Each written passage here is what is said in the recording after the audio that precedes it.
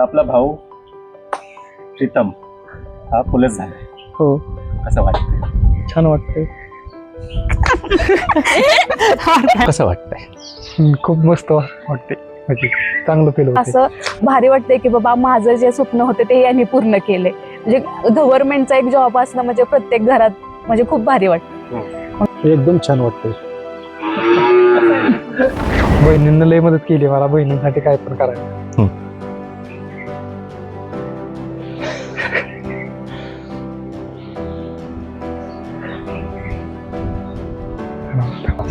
प्रवास म्हणजे खूप खडतर होता. आपलं रोज सकाळचं ग्राउंड वगैरे हार्ड असतं ना, खूप लेके वगैरे बसायचं वगैरे कंटाळतात पोरं दिवस बसून. यासाठी मी तर असं म्हणेल की साईडच्या लोकांचे टोमणे पण खूप उपयोगी येतात, खूप उपयोगी येतात त्यांचे पण टोमणे, की आपल्या आई वडिलांना कोणतरी बोलतंय वगैरे. सारखंच आठवलं म्हणजे पहिले ते आहे काही प्रश्न बदललेले प्रश्न पण जे आलेले ते चुकलेले ते सगळे अजून देण्यात येत नाही. मागच्या वर्षी हा, आता ज्यांचा सराव म्हणजे आता 2-3 महिने करतात ना सराव, अगोदर चालू करतात ते म्हणजे नाही स्पर्धेत टिकतच नाही. आणि कंटिन्युअसली केलं ना, म्हणजे एक असं दरसोड केली नाही मी अजिबात. ग्राउंड कंटिन्युअस चालू होतं त्या भरतीपासून आत्ताच्या भरतीपर्यंत ग्राउंड चालूच होतं, पण केलं. सगळ्यांना साथ दिली आपल्याला म्हणजे करण्यासाठी, घरच्यांना बहिणींना सगळ्यांना म्हणजे चांगली मदत केली. तुम्ही करताय ते म्हणजे चांगलंच करताय. मार्गदर्शन म्हणजे असं मुलांना, ग्रामीणच्या मुलांना होत नाही एवढं. तुम्ही असं फिरून मार्गदर्शन देताय गावावर जाऊन, त्याच्यावर मनपूर्वक आभार. मला पोलीस भरतीसाठी मार्गदर्शन करण्यासाठी स्पोर्ट अकॅडमीने खूप प्रयत्न केलेत, म्हणजे हेल्प जास्त झाली, त्याच्याबद्दल त्यांचं धन्यवाद. आणि यतीन सरांनी पण खूप मार्गदर्शन केले, त्याच्याबद्दल पण थँक्यू. पहिला मी एक इंट्रोडक्शन देतो. आपल्याबरोबर आज आलेला आहे प्रीतम धायगुडे. हा सुखेड गावचा आहे, बरोबर म्हटलं? सुखेड गावचा आहे. मला खूप आनंद होतो सांगायला की प्रीतम आपला भाऊ माझा हा नवी मुंबई चालक पोलीस म्हणून सिलेक्ट झालेला आहे आणि ह्याला एकदम दमदार मार्क मारून सिलेक्ट झालाय 146 150 पैकी. म्हणजे याने ग्राउंडमध्ये मारले 48 आणि याने लेखीमध्ये मारले 98. आणि किती वर्षापासून पोलीस भरतीसाठी प्रयत्न करतोय? मागची भरती आणि आत्ताच, म्हणजे अगोदर आर्मीचं करत होतो पण आर्मीचं काय एवढं काही झालं. आणि मागच्या वर्षी तुझा एका मार्काने साताराला राहिला, तू मारलेस 137. तर मागच्या वर्षाची थोडीफार जर्नी सांग. किती मार्क होते, कसं होतं, काय शिकलास मागच्या वर्षी? थोडासा अभ्यास म्हणजे कमीच होता त्याच्या मानामध्ये. किती 87 मार्क लेखीला होते, 50 ग्राउंडचं होतं.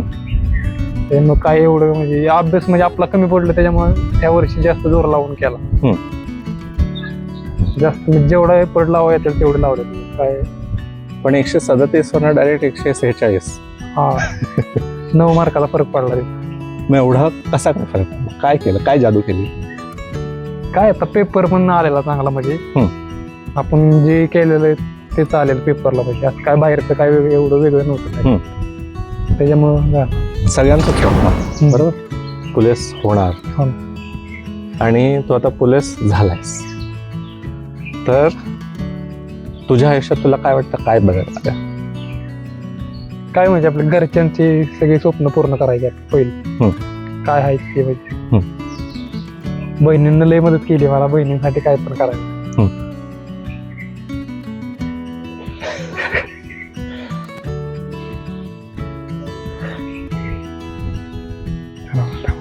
रडून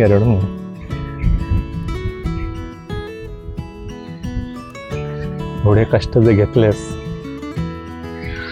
त्याचं फळ आहे. एक्झॅक्टली, खुशी काय असं. एवढे मोठे मोठे खेळाडू रडतात जिंकल्यावरचं रडणं वेगळं असतं, हरल्यावरचं रडणं वेगळं असतं.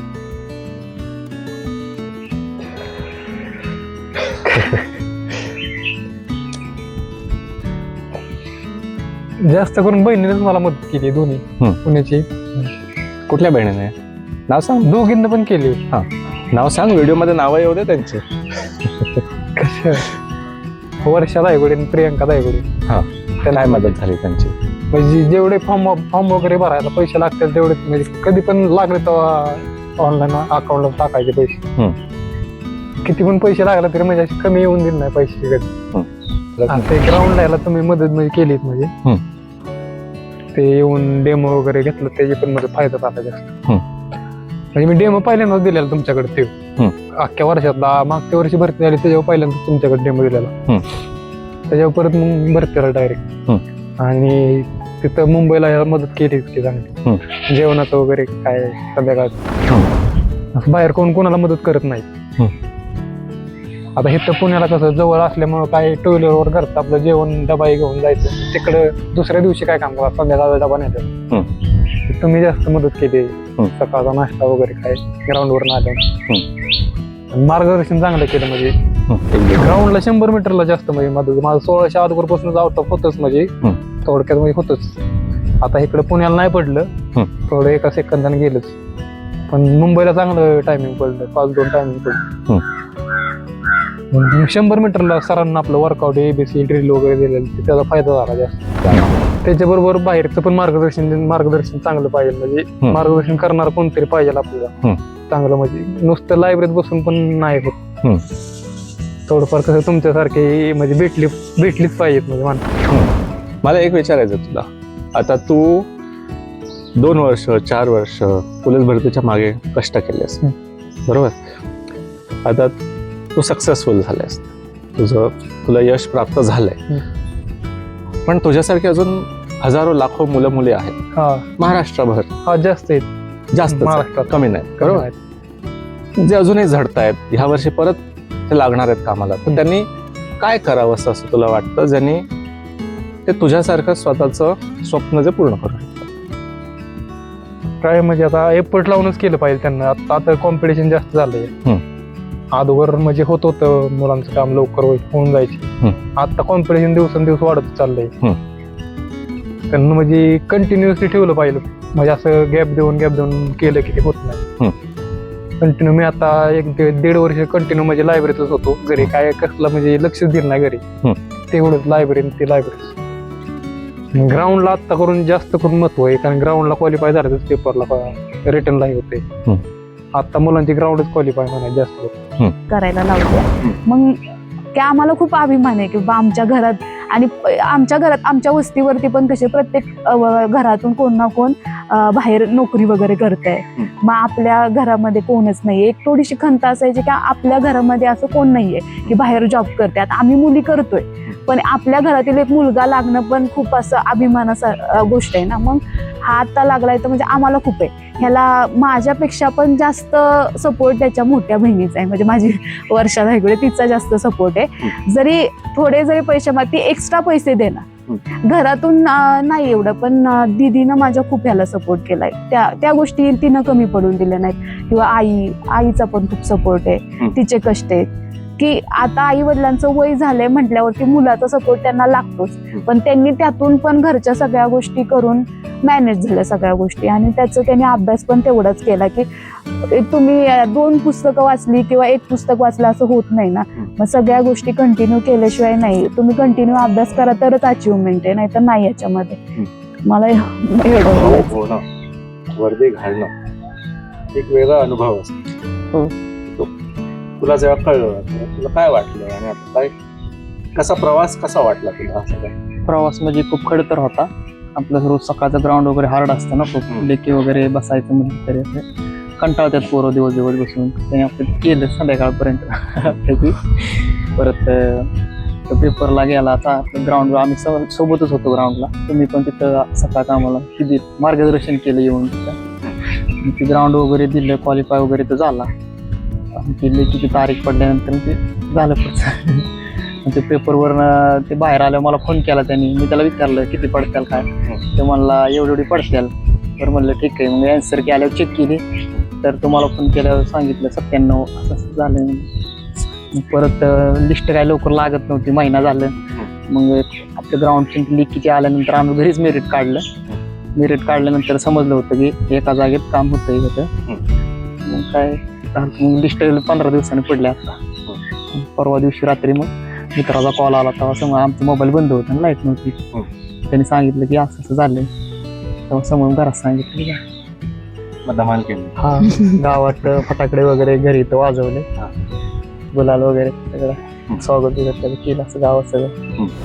कम्प्लीट झालं असं. मग त्याच्यानंतर एक असं भारी वाटतंय की बाबा माझं जे स्वप्न होते ते यांनी पूर्ण केले. म्हणजे गव्हर्नमेंटचा एक जॉब असणं म्हणजे प्रत्येक घरात म्हणजे खूप भारी वाटतं. मग गव्हर्नमेंटचा जॉब मिळवणं खूप स्ट्रगल आहे आणि आता सगळीकडे कॉम्पिटिशन पण भरपूर झाले. त्यातून पण यांनी ते अचिव्हमेंट, आम्हाला तर असं वाटत नव्हतं की ह्या वर्षी पण होईल. म्हणजे नव्हतंच. आता लिस्ट लागली तर नव्हती तोपर्यंत, पण आम्हाला असंच वाटत होतं की कधी लिस्ट लागेल. आम्ही रोज डेली तरी हा क्वेश्चन असायचा की लिस्ट कधी लागेल. आणि एकच जागा असल्यामुळे आम्हाला असं वाटत होतं की होईल की नाही. एक भीती असते मनामध्ये की बाबा होतंय की नाही, होतंय की नाही. आई वडिलांचं त्यांचं पण रोज एक चर्चा घरात की बाबा आपल्या मुलाचं कधी नाव लागणार. किंवा साईडच्या लोकांचं, सगळ्यात जास्त आपण गावाकडे राहतो म्हटल्यावरती ना की साईडच्या लोकांची चर्चा खूप कानावरती येत असते की बाबा ह्या मुलाचं झालं, त्या मुलाचं झालं, ही दोघं किती वर्ष झालं करताय तर यांचं होत नाहीये. आणि ह्या सगळ्या म्हणजे नाही का पोलीस होणं किंवा एखादा गव्हर्नमेंटचा जॉब असणं, एवढा एक्झाम देऊन एवढं स्ट्रगल करून ह्यासाठी मी तर असं म्हणेल की साईडच्या लोकांचे टोमणे पण खूप उपयोगी येतात. खूप उपयोगी येतात त्यांचे पण टोमणे की आपल्या आई वडिलांना कोणतरी बोलतंय वगैरे. सर्वात मग आता असं वाटतंय. एकदम छान वाटतंय. म्हणजे काय म्हणजे आनंदच झालाय ना. अभिमान वाटतो या. आमच्या घरातून इथून पाठीमाग सरकारी नोकरीला कोणच नव्हतं, त्याच्यामुळं आनंद झाला. आता चांगलं वाटतंय. म्हणजे तसंच काम झाल्यामुळे थोडं माणसाला आनंद वाटतो. थोडा काय जास्त कष्ट घेतले त्यांनी. परत आणि रातच्या 12 1 वाजेपर्यंत अभ्यास करायचा, झोपायचं नाही, काय नाही. आता सुद्धा त्याचं लिस्टला नाव लागत पण मी त्याची मावशी आहे. मी इथं बोरीत राहतो तर तो माझ्याकडे यायचा, त्याला आधार वाटायचा नाही माझं काम करतोय का नाही.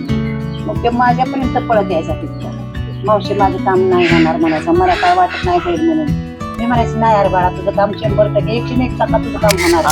आणि तुझं खूप खूप अभिनंदन. थँक्यू. अकॅडमीचा पहिला आहेस तू जो पोलीस झालायस.